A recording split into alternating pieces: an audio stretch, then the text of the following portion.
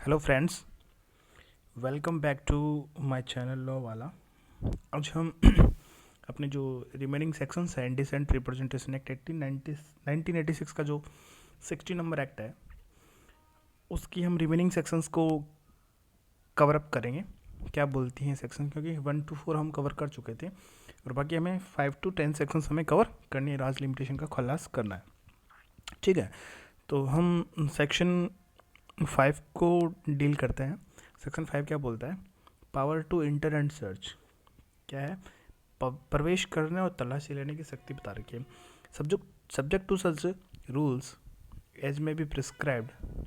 भाई जो rules prescribed है उसके सब्जेक्ट्स में रहते हुए एनी गेजेटेड ऑफिसर्स, ध्यान रखना, any gazetted officer authorise by state government में within the local limits of the area for which he is so appoint authorise. State government किसी भी गेजेटेड ऑफिसर को क्या कर सकती है? अपॉइंट कर सकती है, ऑथराइज कर सकती है। टू कौन कौन सी पावर दे रखी है? Within the local limits of such area for which is authorise. जिस लोकल एरिया के लिए वो उसको ऑथराइज किया गया है, वो क्या क्या कर सकता है? पहला, ए में क्या बोलता है? इंटर कर सकता है एंड सर्च कर सकता है all at all reasonable times, यानी युक्तियुक्त समय में और with such assistance if any he as he considers necessary any place in which has reason to believe that an offense under this section act has been or is being committed। क्या बोल रहा है कि सभी युक्तियुक्त समय में, जो reasonable time है, ऐसी सहायता सहित कोई भी असिस्टेंस हो, यदि कोई हो जैसी आवश्यक समझे कि किसी स्थान में जहाँ उसे विवश करने का कारण हो या किसी अधिनियम के अधीन किसी ऐसा अपराध किया गया या किया जा रहा हो, प्रवेश कर सकेगा और उसकी क्या कर सकेगा? तलाशी कर सकेगा। कौन सा अपराध? जो इस सेक्शंस में कमिट हो रहा था, जैसे प्रोहिबिशन ऑफ एडवर्टाइजमेंट है, जो एडवर्टाइजमेंट था ना जिसमें इंडिसेंट रिप्रेजेंटेशन ऑफ वुमेंस था, उसका पब्लिकेशंस था, उस जगह पर वो क्या कर सकता है? इंटर कर सकता है और सर्च कर सकता है। तो शॉर्ट में ध्यान रखें, inter and search, inter and search. Second power क्या है उसकी? गेजेटेड ऑफिसर की, जो स्टेट गवर्नमेंट ने ऑथराइज किया है, उसकी क्या पावर है? सीज एनी एडवर्टाइजमेंट, सीज करने की पावर है। सीज एनी एडवर्टाइजमेंट और any book, pamphlet, paper, slide, film, writing, drawing, painting, photograph, representation और figures which he has reason to believe contravenes any of the provisions of this act।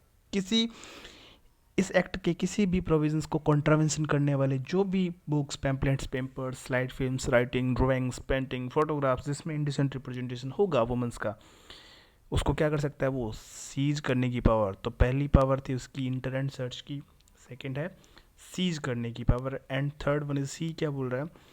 Examine कर सकता है any record को। Examine करने की power है भाई। Examine any record, register, document और एनी अदर मटेरियल ऑब्जेक्ट जो फाउंड हुआ उसको in any place mentioned in clause A. जो ए में जो मेंशन है ना, जहाँ पर वो इंटर करा था उस पर उसको कोई मिले हैं ऐसा कोई, या जहाँ पर उसने सीज करा है जिसको, तो उसको एग्जामिन करने की पावर उसको दे रखी है रिकॉर्ड को। The same if he has reason to believe it may furnish evidence of the commission of an offence punishable under this act. यानी कोई भी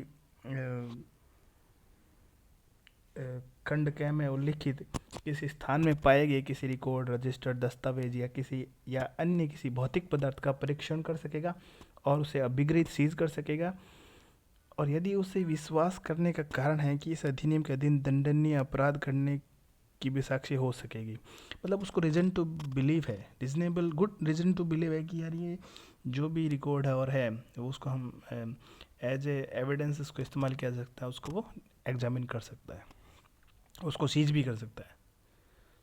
जो जहाँ पर एंटर करा था ना फर्स्ट ए में, उसकी बात करें। Provided that no entry under this subsection shall be made into the private dwelling house without warrant. बहुत अच्छी बात की इसने, परंतु में क्या बोल दिया कि इस उपधारा के अधीन किसी प्राइवेट निवास गृह में बिना वारंट के प्रवेश नहीं किया जाएगा। तो उसको पहले कोर्ट से वारंट लेना पड़ेगा साहब। कोर्ट वारंट इश्यू करेगा कि हाँ अब ले लो वहाँ पे तलाशी। कोई ड्वेलिंग हाउस है ना जहाँ निवास करे वहाँ पर। फिर प्रोवाइडेड फर्दर आगे एक प्रोवाइडेड और आ गया।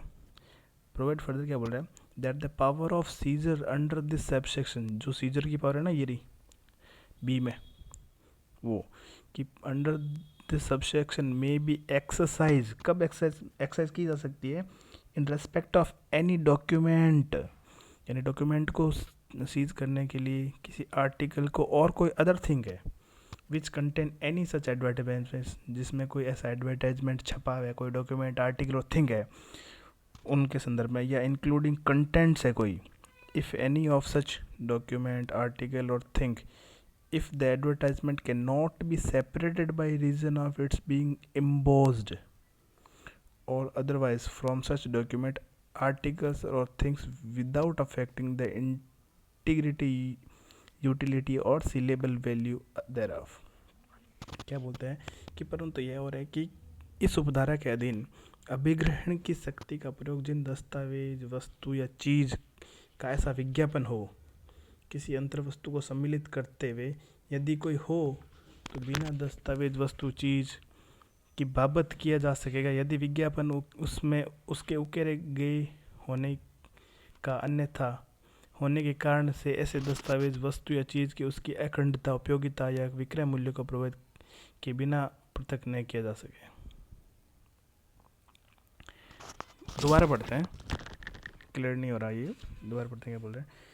यह और है कि इस उपधारा के अधीन अभिग्रहण की शक्ति का प्रयोग जिन दस्तावेज वस्तु या चीज का ऐसा विज्ञापन हो उसकी अंतर वस्तु को सम्मिलित करते हुए उसके कंटेंट्स को इंक्लूड करते हुए यदि कोई हो किसी दस्तावेज वस्तु या चीज़ की बाबत किया जा सके यदि विज्ञापन उसमें उकरे गए होने के अन्यथा होने के कारण से ऐसे दस्तावेज वस्तु या चीज़ के उसकी अखंडता, उपयोगिता या विक्रय मूल्य को प्रभावित किए बिना पृथक किया जा सकता हो। कुछ नहीं, यानी क्या बोल रहा है कि जो हम सीज करेंगे ना वो अफेक्ट नहीं करते हो बस किसकी, उसकी इंटेग्रिटी को, यूटिलिटी को और sealable value of their of उसकी, बस और कुछ नहीं कहा प्रोवाइडेड में। जो हम चीज़ कर रहे हैं ना, respect contain any advertisement articles document जो भी जो डॉक्यूमेंट जिसमें एडवर्टाइजमेंट जो हम उसको सेपरेट नहीं कर सकते, अलग नहीं कर सकते उसको, impose there of such document article things without affecting integrity, utility और सीलेबल वैल्यू देयर ऑफ। ठीक है, फिर सेकंड क्लोज क्या बोलता है, the provision of the code of criminal process 1973 shall also for as may be applied to any search, seizure or under this act as they apply to any search or seizure as may be authority or warrant issued by under section 94। जैसे 94 में scissor की power है ना, वैसे कि वैसे ये उसके प्रोविजंस अप्लाई हो जाएंगे CRPC 1904 के यहाँ पर भी। थर्ड क्या बोल रहा है, where any person seizes anything under clause B, C of subsection first, he shall as soon as may be inform the nearest magistrate and take his order into the custody thereof। सबसे पहले वो nearest magistrate को inform करेगा और उसको उनके order के बाद उसको कस्टडी में ले लेगा जो उसने सीज किया है under subsection first clause A और अंडर क्लोज B और C। ठीक है, तो ये पावर बता दी, power to enter and search की किसकी, स्टेट गवर्नमेंट द्वारा ऑथराइज ऑफिसर की है और अपने लिमिट्स जो है लिमिटेड एरिया उसमें ही बता रखी है क्या क्या पावर है। इंटर एंड सर्च की है, सीजर की पावर है, एग्जामिन की पावर है। उसमें कोई भी ड्वेलिंग हाउस में नहीं है, ड्वेलिंग हाउस में अगर आपको सीज या इंटर करना है तो आपको वारंट चाहिएगा, फिर चाहे वो कुछ भी हो। सेकंड क्लोज में बता दिया कि CRPC की प्रोविज़न 94 वाले अप्लाई हो जाएंगे और थर्ड सबसेक्शन बता दिया कि मजिस्ट्रेट को इन्फॉर्म करना होगा नियरेस्ट मजिस्ट्रेट को और उसका ऑर्डर लेना होगा और कस्टडी में ले लेगा। फिर सेक्शन 6 क्या बोलता है, penalty. Any person who contravenes the provision of section 3 और 4। 3 और 4 क्या थे, पब्लिकेशन ऑफ एडवर्टाइजमेंट और ना बाय पोस्ट बुक पैम्पलेट्स, और या सेक्शन 3 बोलता है जिसमें एडवर्टाइजमेंट को छापना यानी prohibition of advertisement containing indecent representation woman था। तो उनका अगर कॉन्ट्रावेंशन करता है तो shall be punishable with first conviction and imprisonment of the description for term which may extend to 2 years, तो उसको 2 साल की सज़ा हो सकती है, जिसको 2 साल तक बढ़ाया जा सकता है। एंड है ध्यान रखना प्लस में, and with fine which may extend to 2,000 rupees, 2,000 का साथ में जुर्माना भी लगाया जाएगा। And this event of second subsequent conviction with the imprisonment for term not less then 6 months, अगर वो दोबारा इसी ऑफेंस को करता है जो 3 और 4 वाला, तो दूसरी बार के लिए उसको नॉट लेस देन 6, कम से कम 6 महीने की सज़ा मिलेगी, but which may extend to 5 year, और कितनी बढ़ा सकते हैं 5 साल तक। And shall also liable to fine not less than 10,000 but which may extend to 1 lakh। देखो पनिशमेंट में डिफरेंस आ गया यहाँ पे। क्या बोलते हैं, अगर फर्स्ट कन्विक्शन हुआ है तो एक्सटेंड टू 2 years, 2 साल तक की सज़ा। एंड फाइन कितना, वो भी 2,000 रुपये तक का। लेकिन उसने अगर इसी ऑफेंस को दोबारा एक बार पहले करा और दोबारा कर दिया तो कम से कम 6 month, not less then 6 month but which may extend to 5 year, 5 साल तक बढ़ा सकते हैं। और क्या बोला, और जो फाइन है ना वो होगा साथ में, लेकिन 10,000 से कम नहीं होगा, और जो बढ़ा करके 1 लाख रुपए तक किया जा सकता है भाई। ये सज़ा है इसकी, ये पूछ लेते हैं प्री में सीधा, पेनल्टी सीधी पूछ ली जाती है, ध्यान में रखें। फिर सेक्शन 7 क्या बोलता है, ऑफेंसेस बाय कंपनीज। अगर ये ऑफेंसेस कौन कर दे, अगर ये ऑफेंस कंपनी कर दे तब क्या होगा। देखो, where an offense under this act has been committed by an company, every person who at the time of offenses was committed was responsible to the company of the conduct of business of the company, as well as the company shall be deemed to be guilty of the offense and shall liable to the proceeded against the punished accordingly। कुछ नहीं, बहुत सरल सी बात कह दी इसने, पढ़ते समझ आएगी कि जहाँ इस कंपनी अधिनियम के अधीन कोई अपराध कंपनी द्वारा किया गया हो, प्रत्येक व्यक्ति जो अपराध कारित किए जाते समय कंपनी के कारोबार का संचालन करने के लिए भारसाधक और उत्तरदायी था, क्या था, इंचार्ज में था, और was responsible to the company, जो रेस्पॉन्सिबल था कंपनी के लिए। दो चीज़ें बोली हैं, जो कंपनी के कारोबार का संचालन करने के लिए भारसाधक और उत्तरदायी था, और कंपनी भी अपराध की दोषी समझी जाएगी। दो चीज़ें बोल दी ना, और कंपनी भी अपराध की दोषी समझी जाएगी और अपने विरुद्ध कार्रवाई की दायी और तदनुसार दंडित की जाएगी। तो जो इंचार्ज में था वो भी, जो रिस्पॉन्सिबल था, और कंपनी उस कंडक्ट को करती है तो भी क्या होगा, वो पनिशेबल होगी accordingly. Provided nothing contain this subsection under and any person liable to any punishment if hours of is committed without the knowledge of that act। मतलब कोई ड्यू डिलीजेंस में उसको पता ही नहीं ऐसा कोई काम हो गया है तो वो नहीं पनिशेबल नहीं होगा। उसको मतलब टू प्रिवेंट, उसने उसको रोकने की कोशिश करी थी लेकिन ड्यू डिलीजेंस में ऐसा कुछ हो गया तो वो पनिशेबल नहीं होगा। सेकंड सबसेक्शन क्या बोल रहा है, notwithstanding anything content in subsection first where any offence under this act has been committed by a company, it is proved that offense has been committed with the consent or convenience of the attributable or any neglect or part of the director, manager, secretary or other officer of the company, director, manager, secretary or other person shall be proceed against the person accordingly। मतलब कोई ऐसी लापरवाही से, इनकी लापरवाही से, जो director, manager, secretary और अदर ऑफिशियल्स है, इनकी लापरवाही से ऐसा कुछ हुआ है तो बिल्कुल ये इनकी अगेंस्ट प्रोसीडिंग चलाई जाएगी, अगेंस्ट एंड पनिश्ड अकॉर्डिंगली, जैसा सेक्शन 6 में पेनल्टी बता रही है ना वैसे। For the purpose of this section, company मतलब क्या है, बॉडी कॉर्पोरेट इंक्लूड ए फर्म और अदर एसोसिएशन ऑफ इंडिविजुअल्स। दो चीज़ें देखिए, फर्म है और other association individuals.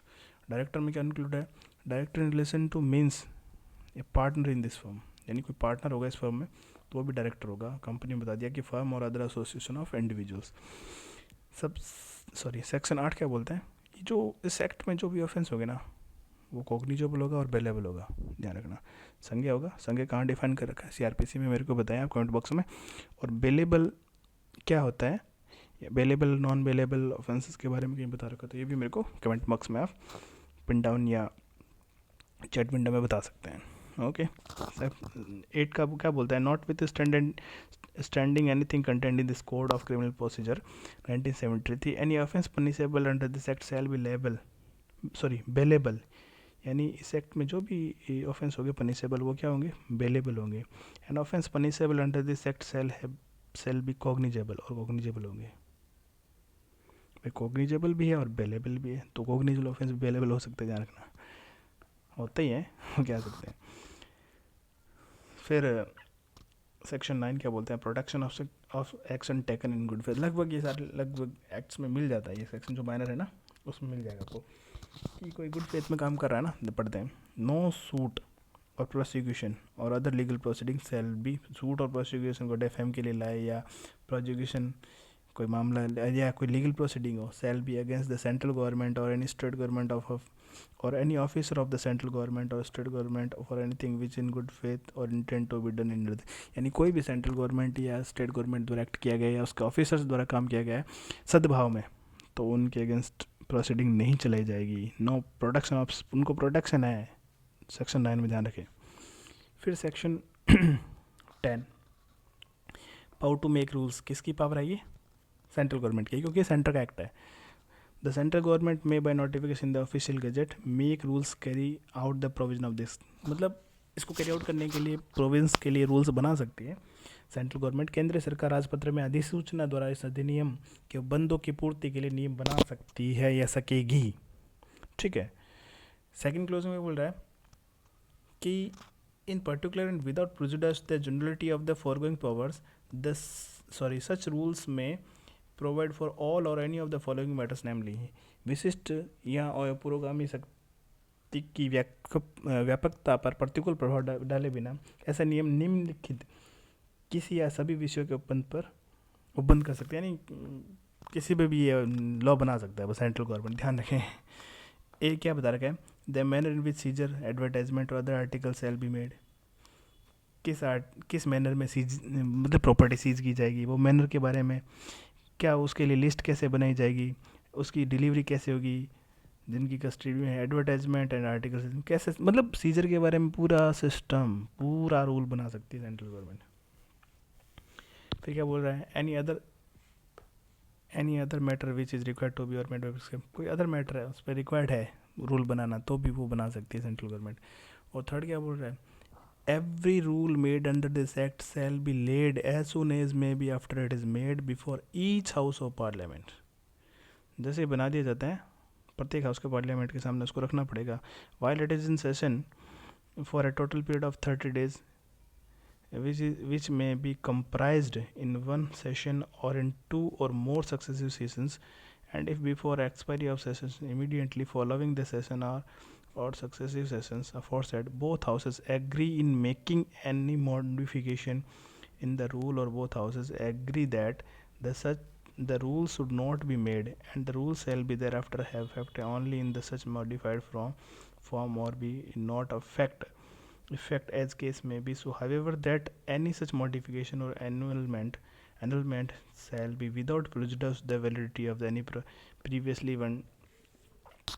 Done under the rule. अरे बहुत सरल है, पढ़ लो एक बार। क्या बोलते हैं कि वह रीति जिसमें इस अधिनियम के अधीन बनाया गया प्रत्येक नियम उसके बनाए जाने के पश्चात यथाशीघ्र कहाँ रखेंगे, संसद के प्रत्येक सदन के समक्ष जब वह सत्र में हो तो कुल 30 दिनों की काल अवधि में रखे जाएंगे।